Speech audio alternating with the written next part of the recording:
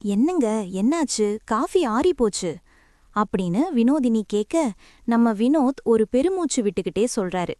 இல்ல வினோதினி, 2026 ஆரம்பிச்சு 2 மாசமாச்சு. ஆனா இந்த வருஷம் விலைவாசி போற போக்க பார்த்தா பயமா இருக்கு. முன்னாடி 1000 ரூபாய்க்கு மளிகை வாங்கினோம். இப்போ அதே பைக்கு 2500 ரூபாய் ஆகுது. ரம்யாவுக்கு கல்யாணம் பண்ணணும், அர்ஜுன் மேற்படிப்புக்கு ஃபீஸ் கட்டணும். கையில இருக்கிற பணத்தை அப்படியே வச்சிருந்தா அது கரையுமே தவிர வளராது. ஆமா ஃப்ரெண்ட்ஸ், வினோத் சாரோட இந்த பயம் நியாயமானதுதான். ஏன்னா 2026ல இன்ஃப்ளேஷன், அதாவது பணவீக்கம் ரொம்ப அதிகம். ஆனா அதே சமயம் நம்ம கவர்மெண்ட் போஸ்ட் ஆஃபீஸ் ஸ்கீம்ஸ்ல வட்டி விகிதங்களை, இன்ட்ரெஸ்ட் ரேட்ஸை இப்போ ரொம்பவே கவர்ச்சிகரமா மாத்திருக்காங்க. ஷேர் மார்க்கெட்ல பணம் போடுறதுக்கு பயப்படுறவங்களுக்கு ரிஸ்க் இல்லாம லாபம் தர்றதுல போஸ்ட் ஆஃபீஸை அடிச்சுக்க முடியாது. இன்னைக்கு வீடியோல இந்த வினோதினி குடும்பம் எப்படி அவங்க பணத்தை பிளான் பண்றாங்கன்னு டீட்டெயிலா பாப்போம். இந்த வினோத் சாரோட குடும்பத்துல மொத்தம் 4 பேருங்க. ஒரு நடுத்தர வர்க்கத்து வீட்ல இருக்கிற அதே கலகலப்பும் சின்ன சின்ன கவலைகளும் இங்கேயும் உண்டு. முதல்ல நம்ம வினோத் அப்பா 30 வருஷமா ஒரு கம்பெனில வேலை பார்த்துட்டு இப்போ ரிட்டையர்மெண்ட் வாசல்ல நிக்கறாரு. இவரோட ஒரே லட்சியம் தான் கஷ்டப்பட்டு சேர்த்த பணம் ஒரு பைசா கூட வீணாகாம மீதி காலத்தை நிம்மதியா கழிக்கணும். யார்கிட்டயும் போய் நிக்க கூடாது அப்படிங்கிறது தான் இவரோட பாலிசி. அடுத்து நம்ம வினோதினி அம்மா. இவங்க தான் அந்த வீட்டோட பட்ஜெட் ராணி மற்றும் ஃபினான்ஸ் மினிஸ்டர். 1 ரூபாய செலவு பண்ணாலும் அதுல லாபம் இருக்கணும்னு நினைப்பாங்க. மளிகை செலவுல மிச்சம் பண்ற பணத்தை வச்சு எப்படி நகை எடுக்கலான்னு யோசிக்கிற ஒரு சூப்பர் உமன்.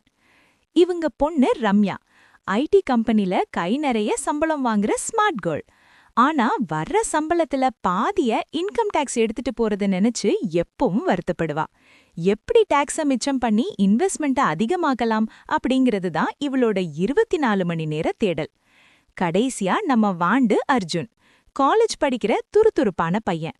இவனுக்கு மியூச்சுவல் ஃபண்ட், எஃப்டி இதெல்லாம் பத்தி கவலை இல்ல. இவனோட இப்போதைய ஒரே குறிக்கோள் 2026ல லேட்டஸ்டா வந்திருக்க ஒரு ஸ்போர்ட்ஸ் பைக் வாங்கணும்.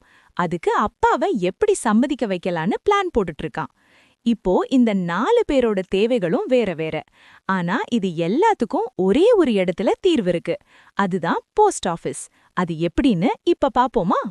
என்ன ரம்யா, சம்பளம் அந்த சந்தோஷம் கூட இல்லாம இப்படி உட்கார்ந்திருக்க அப்படின்னு வினோதினி கேட்க, என்னமா பண்றது, கைக்கு வர்ற சம்பளத்துல டாக்ஸே இவ்வளோ போகுது.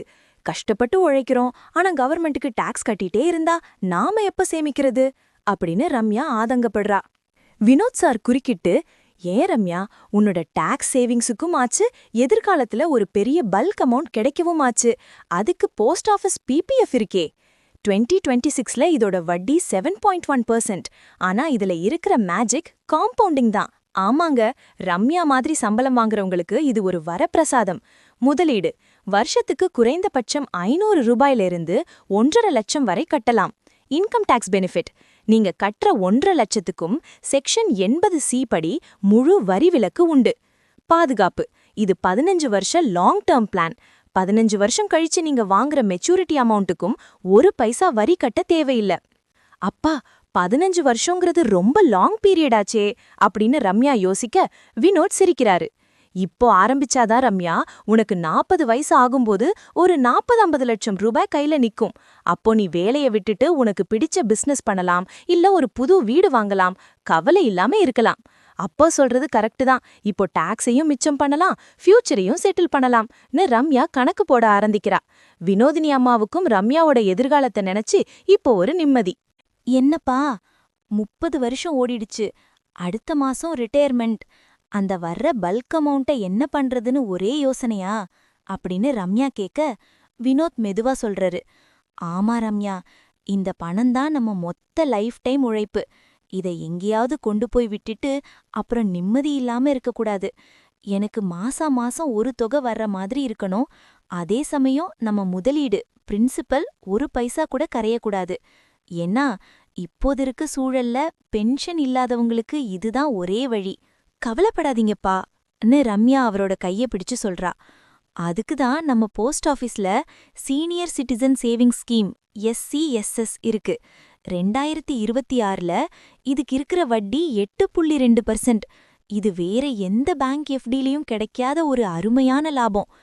ஃப்ரெண்ட்ஸ், வினோத் சார் மாதிரி 60 வயசானவங்க கவனிக்க வேண்டிய விஷயங்கள் இதோ. முதலீடு: நீங்க 30 லட்சம் ரூபாய் வரை இதுல டெபாசிட் பண்ணலாம்.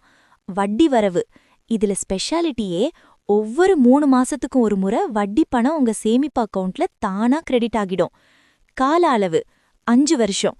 அதுக்கப்புறம் வேணும்னா இன்னும் 3 வருஷம் நீட்டிக்கலாம். வினோத் சார் முகத்துல இப்போ ஒரு லேசான சிரிப்பு வருது. என்னங்க, கேட்டீங்களா? பொண்ணு சொல்றது சரிதான். இவ்ளோ நாள் நமக்காக உழைச்சிங்க. இனிமே இந்த பணம் நமக்காக உழைக்கும்.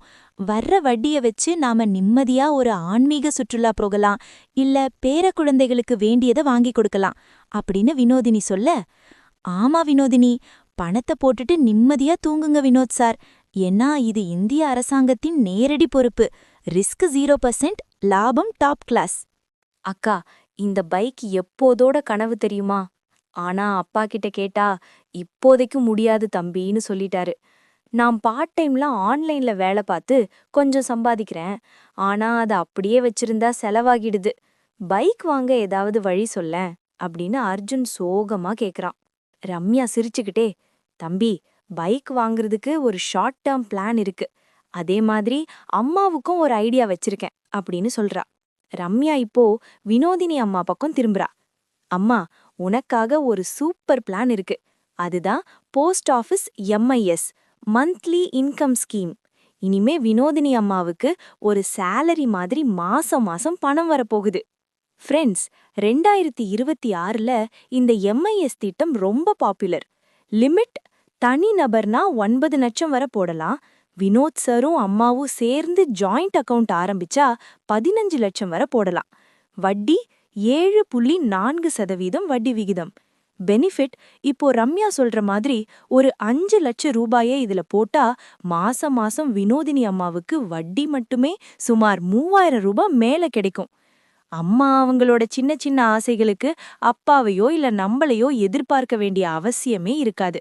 5 வருஷம் கழிச்சு அசல் 5 லட்சமும் அப்படியே திரும்ப கிடைக்கும். அப்புறம் அர்ஜுன் பக்கம் திரும்பி, தம்பி, உன்னோட பைக் கனவுக்கு என்கிட்ட 2 ஐடியா இருக்கு. ஒன்னு, நீ சம்பாதிக்கிற பணத்துல மாசம் ஒரு 500 ரூபாய போஸ்ட் ஆஃபீஸ் ஆர்டி, அதாவது ரெக்கரிங் டெபாசிட்ல போடு. 2026ல இதுக்கு 6.7% வட்டி தர்றாங்க. ஒரு 5 வருஷம் கழிச்சு வட்டியோட ஒரு பெரிய அமௌண்ட் கிடைக்கும். அதை வச்சு நீ பைக் வாங்கலாம். இல்ல, உன்கிட்ட இப்போ ஒரு பல்க் அமௌண்ட் இருந்தா அத கிசான் விகாஸ் பத்ரால போடு. 2026இன் கணக்குப்படி 115 மாசத்துல சுமார் 9 வருஷம் நீ போடுற பணம் அப்படியே டபுள் ஆகும். அதாவது 1 லட்சம் போட்டா 2 லட்சம். அக்கா, ஆர்டி எனக்கு சரியா வரும். மாசம் மாசம் நான் சம்பாதிக்கிற பணத்தை சேமிச்சு என் சொந்த காசுல பைக் வாங்குவேன் அப்படின்னு அர்ஜுன் உற்சாகமா சொல்றான். பாத்தீங்களா, ரம்யாவோட தெளிவான பிளானிங் வினோதினி அம்மாவையும் அர்ஜுனையும் ஒரே நேரத்துல ஹாப்பி ஆக்கிடுச்சு. சோ ஃப்ரெண்ட்ஸ், பாத்தீங்களா, ஒரு நடுத்தர குடும்பத்தோட 4 விதமான தேவைகளுக்கு நம்ம போஸ்ட் ஆஃபீஸ்ல எவ்ளோ சூப்பரான தீர்வுகள் இருக்குன்னு. வினோத் குடும்பத்தோட ஃபைனான்ஷியல் கோல் இப்போ தெளிவாயிடுச்சு. ஒரு குயிக் ரீகேப் பாத்துடலாமா? 1. வினோதினி அம்மாவுக்கு மாசம் மாசம் கை செலவுக்கு பணம் வேணும். அதுக்கு எம்ஐஎஸ், மந்த்லி இன்கம் ஸ்கீம், 7.4% வட்டி. 2. வினோத் அப்பாவுக்கு ஓய்வு காலத்துல உழைச்ச பணம் பாதுகாப்பா இருக்கணும். அதுக்கு SCSS, senior citizen saving scheme, 8.2% வட்டி. 3. ரம்யாவுக்கு ஐடி சம்பளத்துல டாக்ஸ மிச்சம் பண்ணி எதிர்காலத்துல கோடீஸ்வரராகணும். அதுக்கு PPF, பப்ளிக் ப்ராவிடென்ட் ஃபண்ட், 7.1% வட்டி. அர்ஜுனுக்கு சின்ன சின்ன சேமிப்புல பைக் வாங்கணும். அதுக்கு ஆர்டி, ரெக்கரிங் டெபாசிட், 7.7% வட்டி. இதுல ஒரு முக்கியமான விஷயம் கவனிச்சிங்களா? இது எல்லாமே 100% அரசாங்க உத்தரவாதம் கொண்ட திட்டங்கள். ஒரு குவிக் டிப்: 2026 ஸ்பெஷல். ஃப்ரெண்ட்ஸ், முன்னாடி மாதிரி இப்போ பாஸ்புக்க தூக்கிட்டு போஸ்ட் ஆஃபீஸ்ல வரிசையில நிக்கணும்னு அவசியமில்ல. 2026ல IPPB மொபைல் ஆப் ரொம்ப அட்வான்ஸ்டா வந்துடுச்சு. நீங்க வீட்ல இருந்தே உங்க போன் மூலமா ஆர்டி கட்டலாம், PPFல பணம் போடலாம், ஏன் வட்டி பணம் எவ்ளோ வந்திருக்குன்னு கூட செக் பண்ணிக்கலாம். அது மட்டும் இல்லாம இப்போது இருக்க டிஜிட்டல் போஸ்ட்மேன் கிட்ட சொன்னா அவரே உங்க வீட்டுக்கு வந்து பயோமெட்ரிக் மூலமா புது அக்கவுண்ட் ஓபன் பண்ணி தருவாரு. வினோத் சார் இப்போ அந்த ஆப்பை எல்லாம் பார்த்துட்டு அடடா இவ்ளோ ஈஸியாக்கிட்டாங்களான்னு ஆச்சரியப்படுறாரு.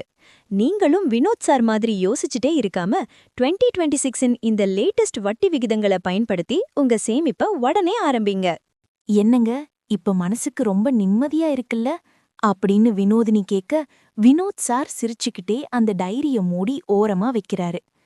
ஆமா வினோதினி, சரியான நேரத்துல சரியான இடத்துல பணத்தை முதலீடு செய்ய போறோங்கிற திருப்தி இப்போ எனக்கு வந்துருச்சு.